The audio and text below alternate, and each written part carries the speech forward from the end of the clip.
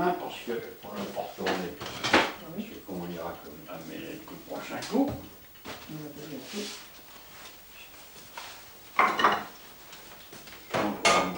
Si encore nous le jus d'orange, tu vois,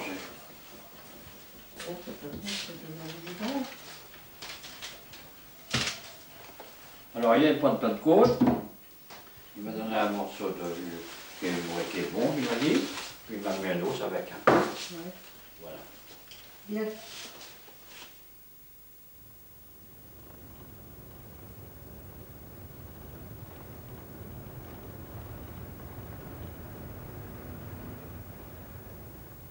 Novembre.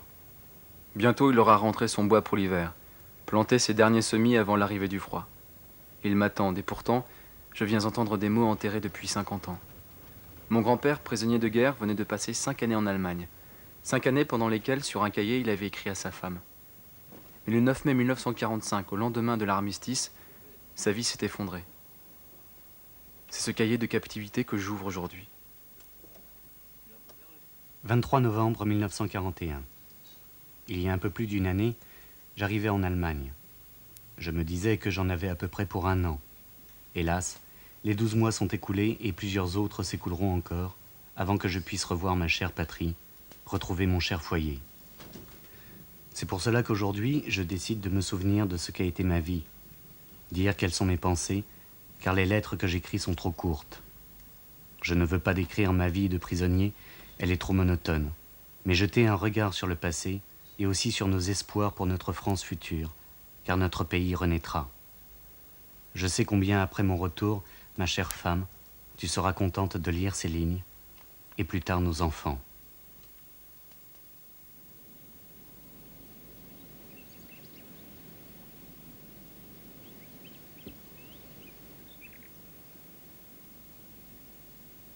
C'est en 1929 que je menais pour la première fois mon travail de jardinier avec réussite.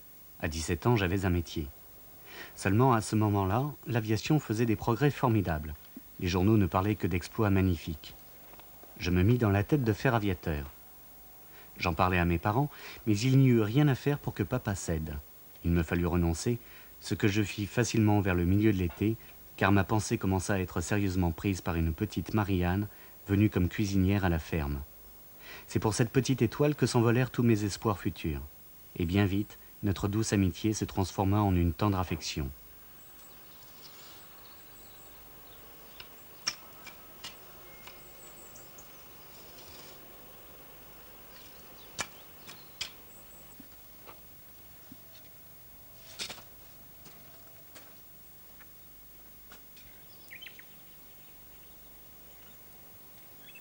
Pendant l'été 1930, je résolus de devancer l'appel en m'engageant pour 18 mois afin de nous marier au plus tôt. Non sans peine, ma petite chérie consentit à me laisser partir. Sa santé en fut durement atteinte. Puis le 6 août 1932 arriva enfin. Nous l'attendions depuis si longtemps. Notre mariage fut tout simple, et c'est d'un oui venu du fond du cœur que nous unîmes nos 2 vies.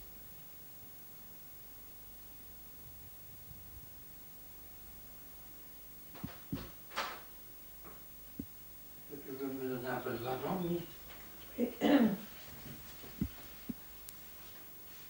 L'escalier. Entre l'escalier.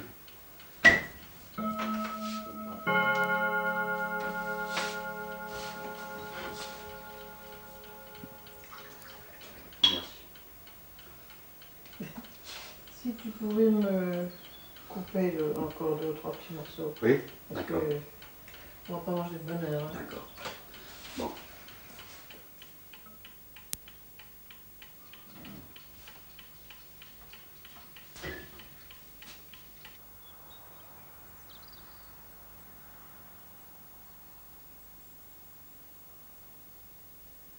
Pendant 4 ans, le jeune couple chercha en vain une place stable chez un maître qui aurait accepté leurs 2 enfants en bas âge et versé un salaire susceptible de nourrir décemment la petite famille.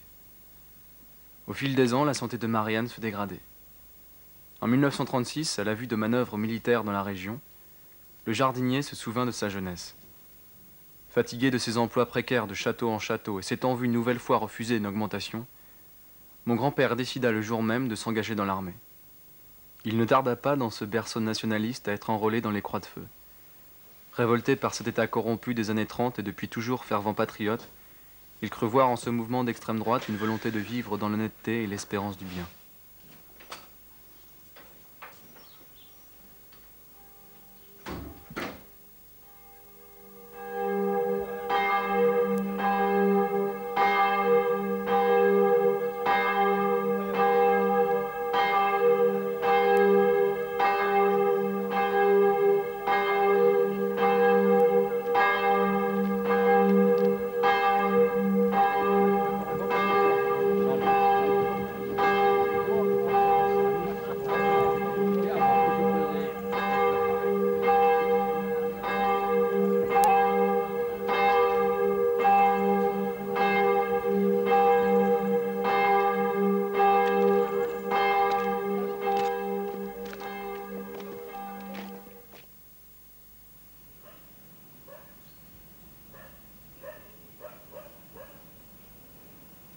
Petits enfants, ne jouez pas aux soldats. Vos beaux joujoux me rappellent trop la guerre. Cette phrase, mon grand-père l'avait faite sienne. Et pourtant, dans son journal, il écrit sa fierté d'avoir versé un peu de son sang pour la patrie. Mobilisé depuis 1938, son seul regret est de n'avoir pu faire son devoir que 9 jours durant. Blessé en empêchant 2 Anglais de faire sauter un pont pendant la retraite, il est rapatrié à l'hôpital de Lille, qui peu de temps après tombe aux mains des Allemands. 4 ans après s'être engagé pour la sécurité de l'emploi, le chef de famille aux illusions perdues laisse en France une femme élever seule leurs 3 enfants.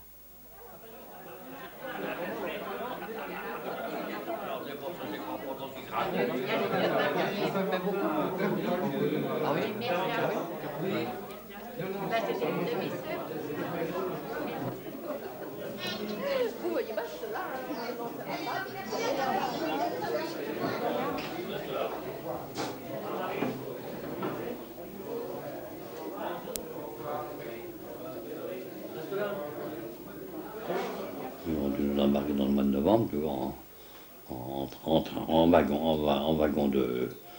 normaux, tu vois. Je suis donc arrivé au stade à Galten-Grabo, qui s'appelait le stade à Gonza, et puis ils nous ont donné d'autres trucs, où sur la veste, tu vois, il y avait KG, Kriegsgefangene, ça veut dire prisonnier de guerre.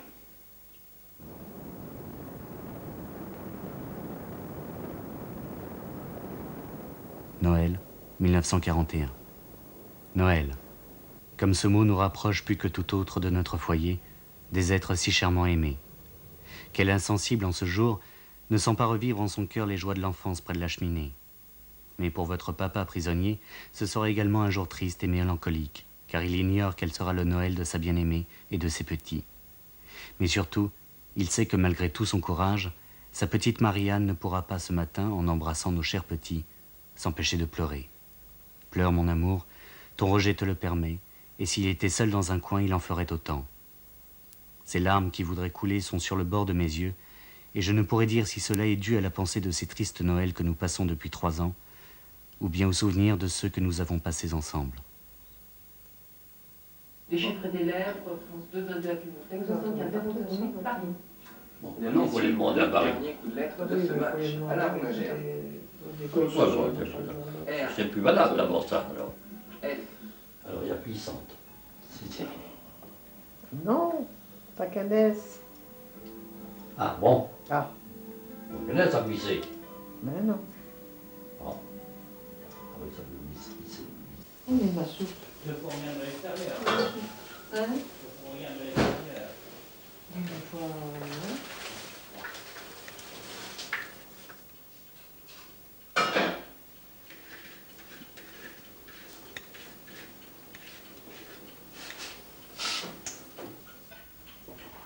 C'est mélangé avec du pain. J'aime autant du pain, oui, moi. Mais tant qu'on fait des beaux trucs, on fait des temps en temps. Peut-être le corps ne l'aime pas. Eh ben oui, mais moi j'aimais bien, toi. Ben oui.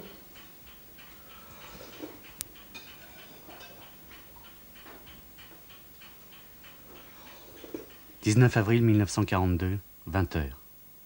Que de doux et tendres tête-à-tête, que de douces joies à jamais disparues. Le temps perdu ne se rattrape pas, dit-on, mais pourtant ton Roger croit qu'il se paiera quand même de ce temps perdu, car si cette captivité est pour nous une dure épreuve, il faut reconnaître qu'elle nous aura fait apprécier davantage le bonheur que nous avions, et que parfois nous avons gâché.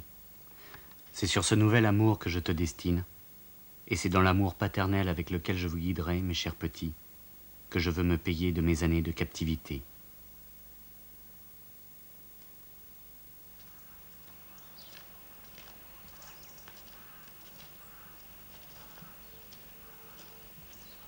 « 2 mai 1942. Il est vraiment lourd le silence depuis ta dernière lettre. Peut-être y avais-je mis trop d'espoir, car j'espérais la santé meilleure pour ma petite Marie-Anne. Hélas, mon cœur s'est serré davantage car tu n'es pas guéri. N'est-ce pas pour toi, pour nos chers petits, que je sais garder tout mon courage, toute ma douce espérance? Et je n'ai même pas eu, ni dimanche, ni aujourd'hui, la consolation de pouvoir t'envoyer quelques lignes d'espoir. Ton Roger est là, dans la grande chambrée, avec un cœur et beaucoup de pensées que je te transmets en regardant ta chère image. Il m'a dit que vous pourriez partir le 21 quand même. Du moment qu'on monte dans le train. Parce que bonne idée. oui, bon, le mois de décembre, tu vois, le 21, à midi, oui. Mais enfin, comme il fallait que je lui donne une date, j'ai pris une 15, lui. Hein. Oui, Voilà. moi ça m'est égal. Voilà.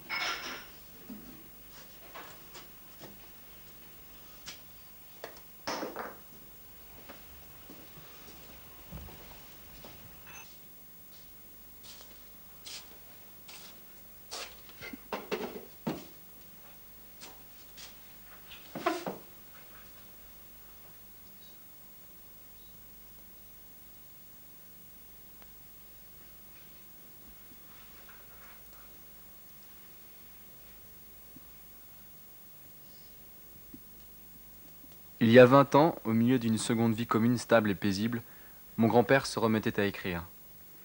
Tous les 2 ou 3 jours, les faits et gestes du couple, le temps de la journée, sont notés sur un agenda, comme s'il fallait se constituer une preuve du temps qui passe.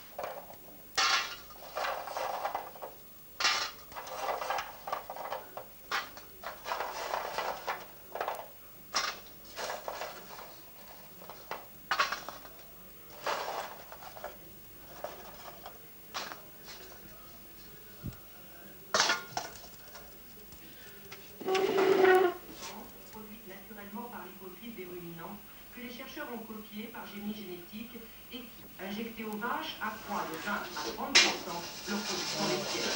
Ils n'êtes plus ultra des produits dopants, indétectables et inoffensifs, affirment les firmes pharmaceutiques américaines, bien décidées à l'exporter en Europe.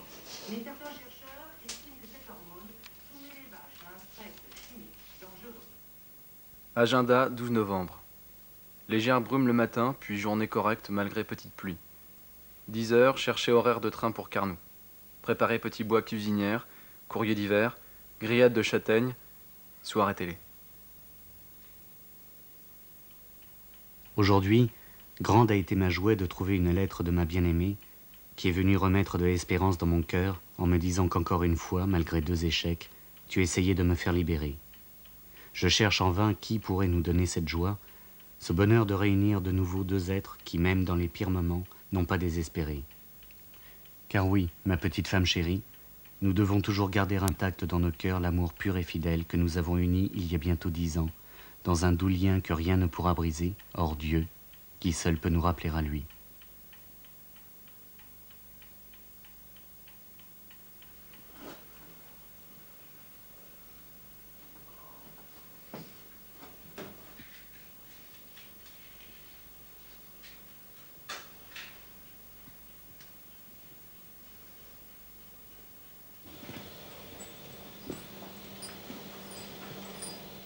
Ça y est, tout le cahier qu'on a déclaré, lui. Tout le Ah cahier. ben oui, mais on n'avait pas de secrétaire quand on a calculé ça, on était en réunion mairie. Oui, parce que l'équipe de Le prochain- football, elle a été fondue en même temps. Après, Après l'équipe de football. oui. Donc, Je crois. nous, Je on- crois. Hein. Bon, je pense que je vais avoir ça dans les archives. Hein. Voilà. Je vous ferai la prochaine fois. Hein. Oui, oui, oui. Gitane, non? Bon, bonsoir messieurs, dames. Bonne soirée.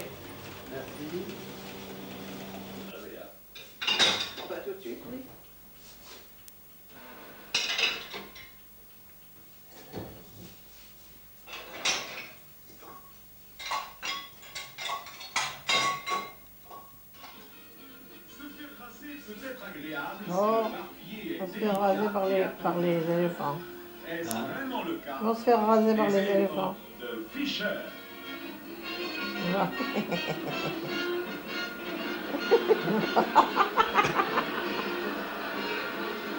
Oh, de la poudre. Oh là là. Ah.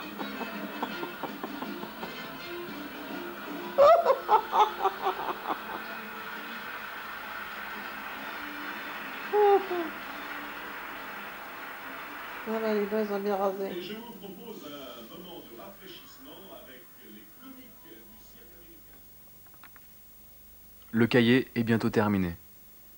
Et si l'attente, la solitude et l'absence ont magnifié son amour pour sa femme, elles ont aussi exacerbé le nationalisme acharné du jeune militaire. Les dernières lignes de son cahier sont un ultime appel, au seul homme en France qu'il croit capable de mettre fin à son épreuve.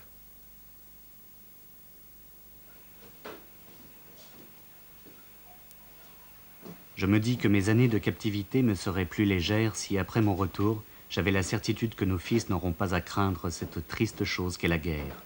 Ah, si les jeunes étaient instruits d'après les principes de notre cher maréchal, la France pourrait vite espérer des jours meilleurs, sans esprit de haine ni de vengeance. Depuis plus de 2 mois, je ne sais ce que la France fait politiquement. Mais je pense à vous, maréchal, au lourd travail que vous faites pour changer la manière de voir de mes compatriotes. La foi chrétienne qui brûle en vous vous interdit de vous arrêter. Continuez, maréchal, il y a dans les camps de prisonniers des fils fidèles qui croient en votre grandeur. Ils sont prêts à vous suivre dès que nous serons sur le sol de France. Faites que cette année soit la dernière que nous passons loin de vous, loin des nôtres. 31 mai 1942.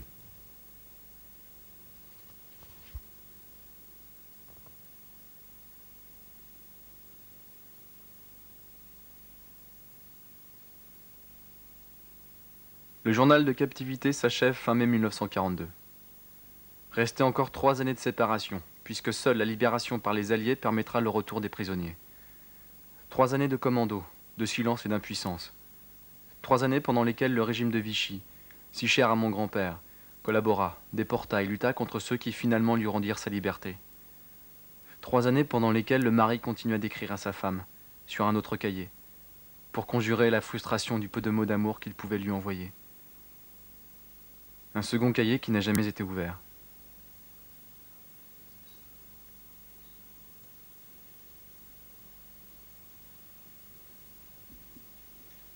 Alors je pense qu'ils nous déclaré scandale vide ouverte. Les Américains, ils nous faisaient des pleins camions de GMC, ils nous mettaient 60 bonhommes là-dedans, tu vois. Parti direction la France. Bah non, on est parti direction une grande ville d'Allemagne, là. On va embarquer soit par avion, soit par train. On est parti par le train, tu vois. On a mis au moins 2 jours à venir. Et je suis débarqué dans le nord de la Mayenne, là. Pardon. Autant pour moi du nord. Je me rappelle plus le nom de. On est débarqué là le 8 mai, tu vois. Alors la visite médicale compagnie, tu vois. Et puis le lendemain, je crois, le 29 mai, je suis embarqué en train pour Bourges, quoi. À Vierzon, arrivé à Vierzon, je ne sais pas pourquoi on est descendu. Ah bah oui, parce que le train devait filer sur Limoges. On est descendu, j'ai rencontré un ancien de nos commandos, Bouchoul, tu vois. D'ailleurs que j'ai revu plusieurs fois de vue, qui était envoyé le chemin de fer là, tu vois. Et puis alors, je suis arrivé à Bourges, tu vois, vers 4 heures l'après-midi.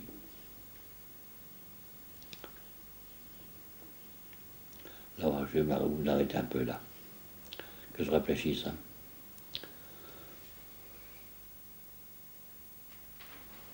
Parce que là, ça va être dur.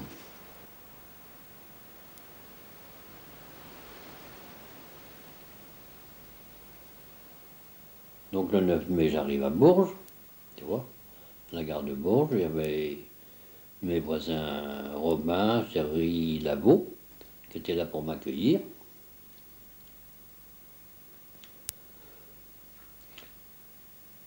Bien sûr, j'étais étonné de ne pas trouver ta grand-mère.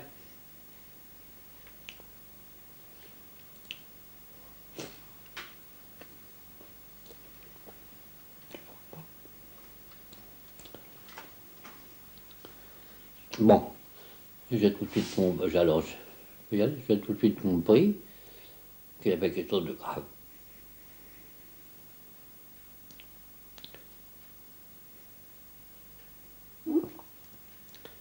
Je leur ai dit, elle est morte, ils ne m'ont pas répondu. Et puis dis-moi, elle était morte à 3 heures. Moi j'arrive à 4 heures. Coupé.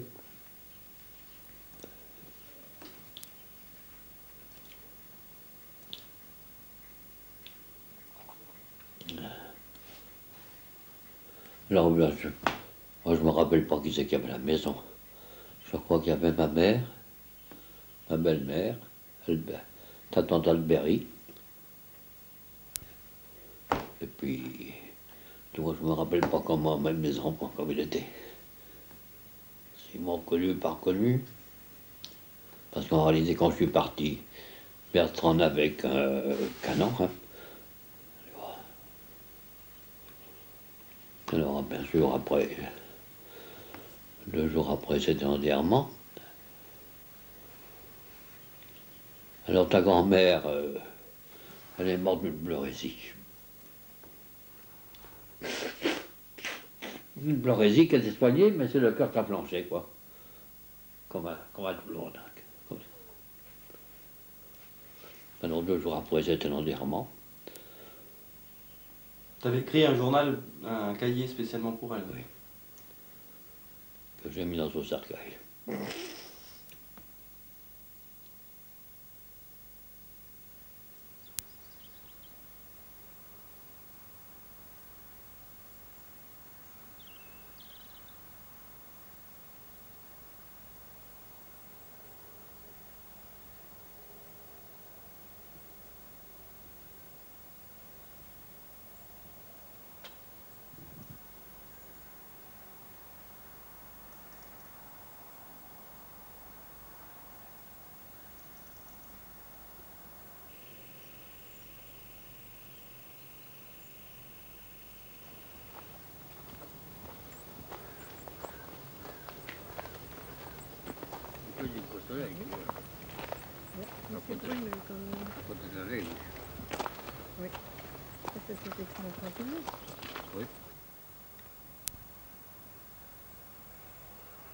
14 novembre.